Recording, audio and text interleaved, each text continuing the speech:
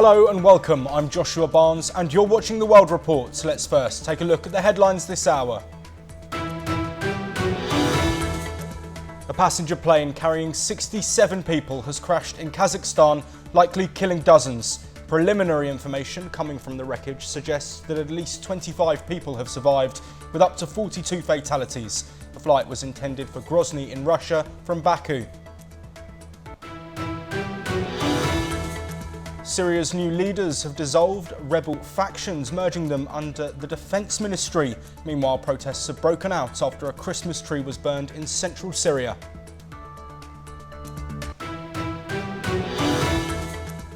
Japan's foreign minister has met with his Chinese counterpart in Beijing, discussing topics including seafood trade, with the ongoing ban from China due to the release of radioactive waste into the ocean being a key point of the agenda.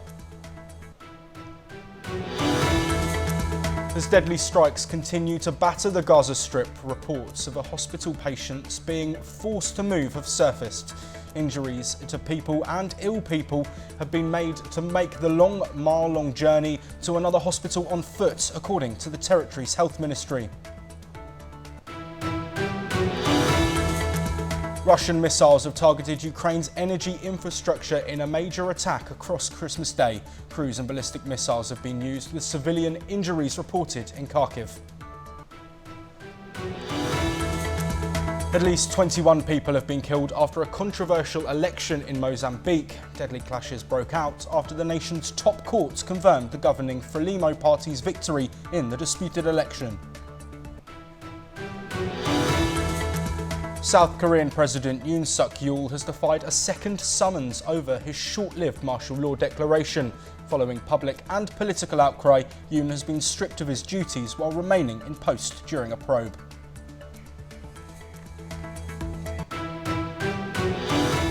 A Russia-bound Azerbaijan airplane carrying over 60 passengers has crashed near Kazakhstan's Ataku airport. More than 20 passengers have survived, while dozens of others are feared to be dead. Initially, the passenger plane was en route from Baku to Grozny in Russia, but it was rerouted due to fog in Grozny. Shortly after the plane crash, authorities in Kazakhstan say at least 25 passengers survived in the plane crash. While the number of fatalities is still awaited, the officials cited an Associated Press report which said up to 42 people were likely to be dead. Videos claiming to show the crash have surfaced on social media. It showed an aircraft crashing into the ground and turning into a fireball. Police have already restricted access to the scene of the plane crash. We go first to our correspondent, Aditya Wadwan. Aditya, I'd like to talk to you specifically about this crash. We've seen some horrifying images across social media and fatalities which we know are going to reach the dozens. So what can you tell us about the specifics of the crash? Well, absolutely, George. It is a very unfortunate incident that has happened on the Christmas, this unfortunate plane crash in Kazakhstan. It has, as you rightly pointed out, 42 people have so far been reported dead by the Emergency Ministry of Kazakhstan, while 28 people have survived this crash, which includes an 11-year-old girl and a 16-year-old teen who have been hospitalized, And also about 5 crew members have been reportedly dead. So, currently the rescue operations are underway, and, because, it is a time-taking process, because the clearing the debris that has been caused by the plane crash, it takes quite amount of time to clear that. So more number of casualties are expected. This number is expected to go up, and as well as the more number of injured people will also go up, because, so far it has just happened today also, so it will take some time, So, but one reason that can prevent such plane crash is that using if there are radar systems and collisions avoidance systems installed on the plane, such crashes can be avoided in generally. Yes, back to you in the studios, George. We're joined by two guests. Firstly, we have retired Wing Commander Praful Bakshi and former spokesperson of Ministry of Defence. We're also joined by Surjit Manassar, who is an aviation expert. Looking at the flight path that this plane's taken, it was going from Baku to Grozny in Russia, but it was rerouted. Is that something that's common with aviation, and is it common for a plane to go so far out and then, of course, what's happened is unfortunate and rare? sad incident that has taken place, and only the correct comments can be given after the investigation report comes in, or they could trace out the digital flight data recorder and a cockpit voice recorder. What I find is most of the small country airlines, we have to see how highly they're equipped with the engineering system, whether the engineering fault or the pilot's training fault. And if he has a train collision avoidance, why he could not find any obstruction in front of who? Now, regarding investigation, we have to see the place of crash, how difficult it is to reach the victims and all that, then to find out and rescue them. But I prefer if they order some very trained investigation body like NTSB of USA or CA of England to come and investigate this incident and help in improving the safety record of the airline. They will also come out and tell you the record of the engineering maintenance. How was the maintenance of these aircraft? Whether it's the engineering fault or the pilot's fault, it is only after the investigation we can find out and find out the blame on engineering, on the pilots, or the weather, or so many other things can be checked by the investigation. It's a very sad incident. What we do know, we obviously we need to wait, of course, for the report to come out on the circumstances. But what we do know is the images that we've seen on social media, and looking at the plane, they're not confirmed to be the exact images of the plane, but there are a lot of similar ones. So there's a certain amount of presumption there. But in terms of the plane being almost split in half, that the front end has caught fire and the back end seems intact, does that mean that the survivors are all from the back half of the plane? And does that mean that everybody towards the front has potentially lost their lives? Yes, we have to look into the terrain, what terrain was there. I'm not sure of the terrain around the place of crash, but pilots are fully trained for all emergencies. I do not know what serious thing happened that the pilots could not control the emergency. And it has to be seen if there's a technical fault or the fault on the human error on the part of the captain flying that aircraft. Only an investigation by going through the digital flight data recorder and the cockpit voice recorder, we can come to a conclusion about the exact cause of the crash. And the investigation team would recommend improvement in future to watch such incidents of crash in future. But we have to wait for the immediate report by the investigation body, what is the immediate cause of the crash.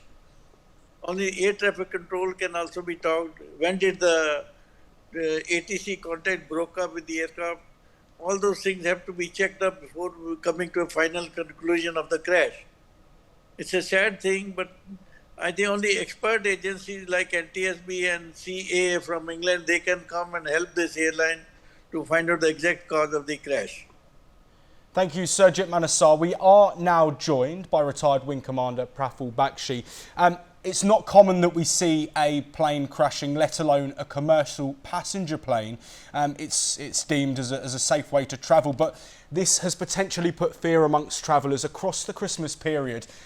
Do you think this is a situation that people should be concerned about, or is this a standalone incident where something has clearly gone wrong? And what could that potentially be?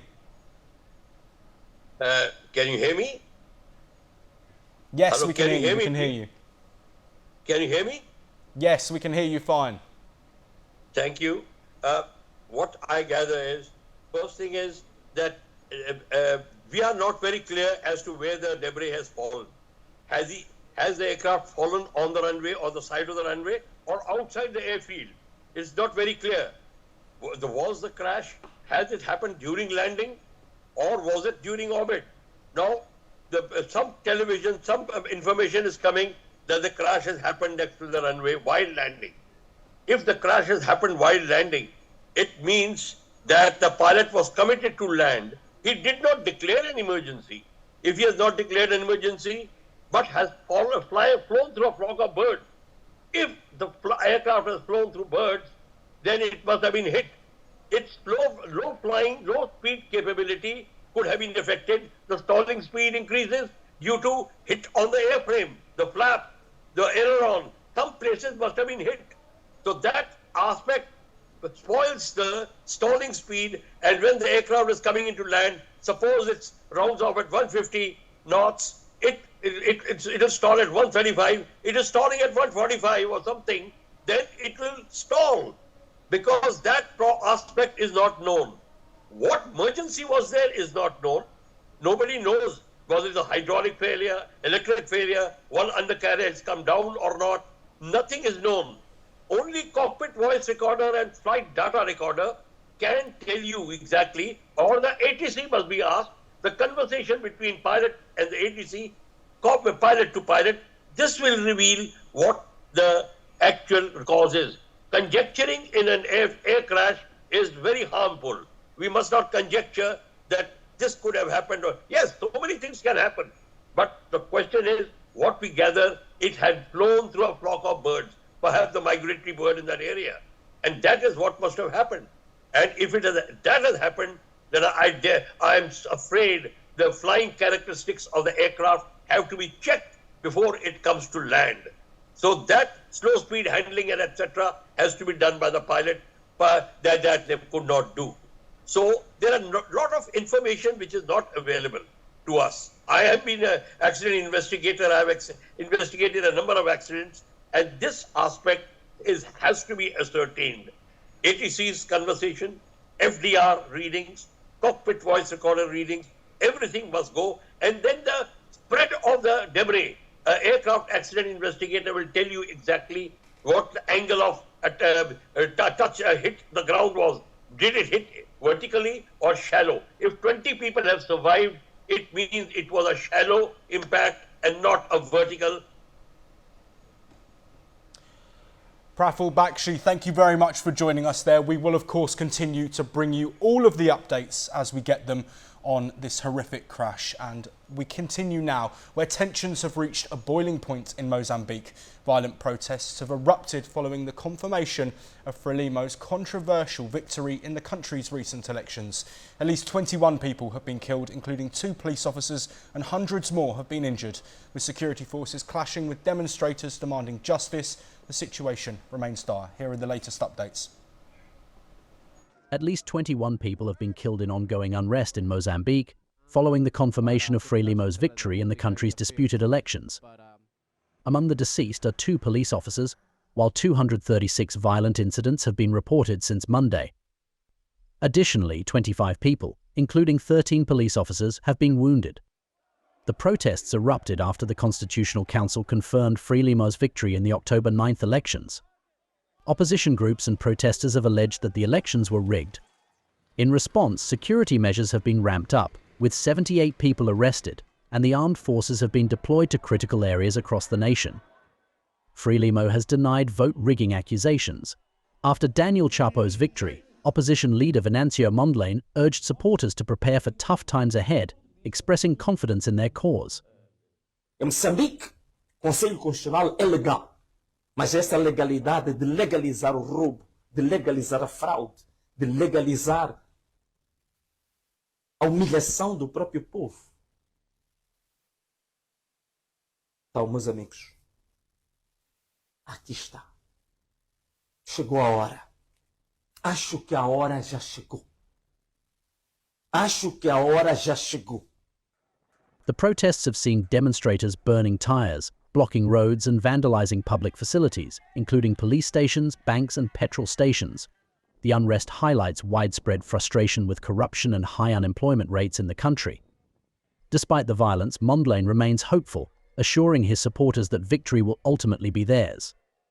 Bureau Report, NewsX.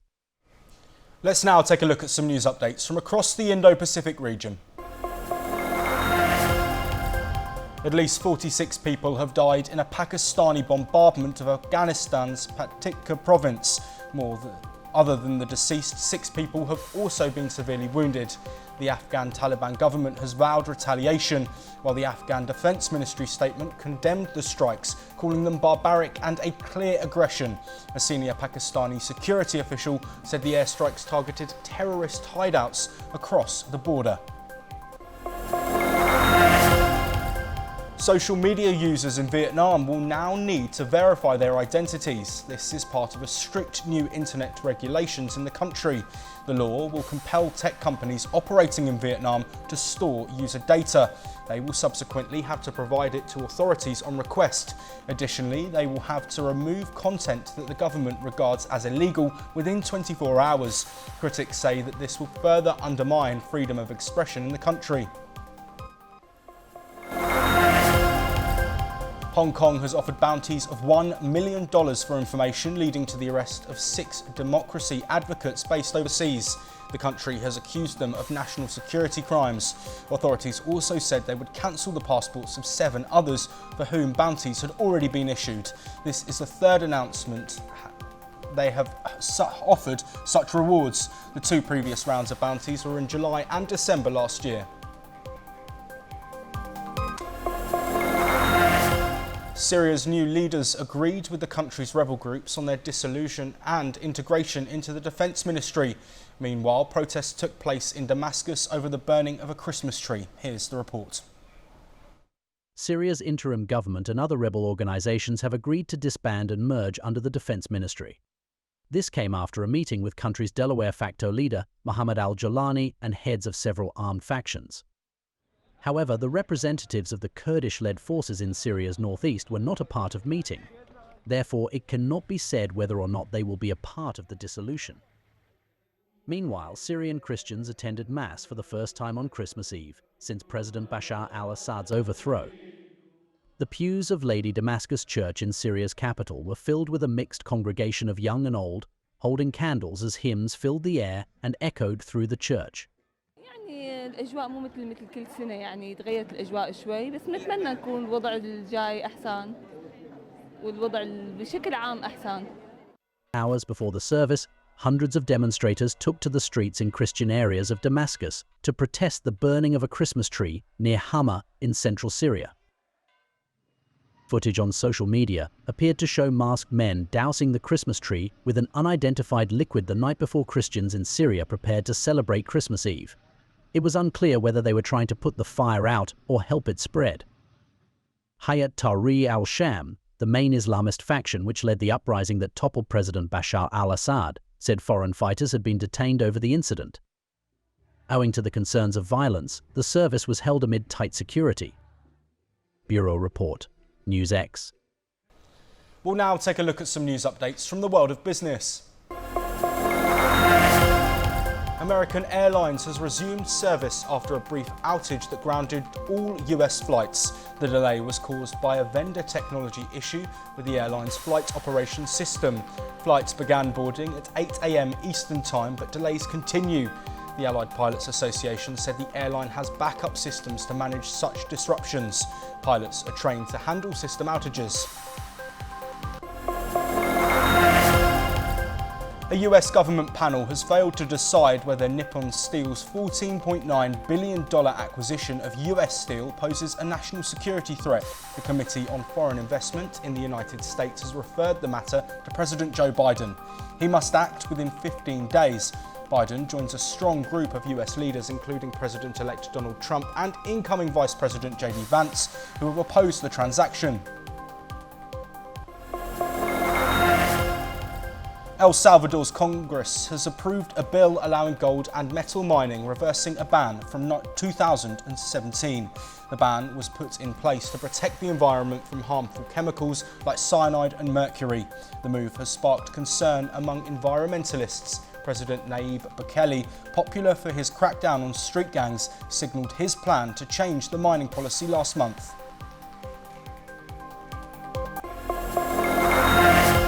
In northern Gaza, Israeli forces evacuated the Indonesian hospital, forcing patients to travel miles on foot to another facility. Amid the crisis, Christians in Gaza mark a sombre Christmas, praying for peace. While in Bethlehem, Jesus' birthplace, prayers are dedicated to victims of what many call genocide. Here is the full report. Famine Early Warning Systems Network warns of a devastating famine unfolding in northern Gaza, worsened by Israel's near-total blockade on food supplies. The agency predicts that deaths from starvation could reach catastrophic levels by next month. Amidst this, in Gaza's north, Israeli forces evacuated the Indonesian hospital, forcing patients, some on foot, to travel miles to another hospital. In Gaza, Christians observe a sorrowful Christmas, praying for peace amid the violence. Meanwhile, in Bethlehem, the birthplace of Jesus, prayers are dedicated to victims of what many call genocide.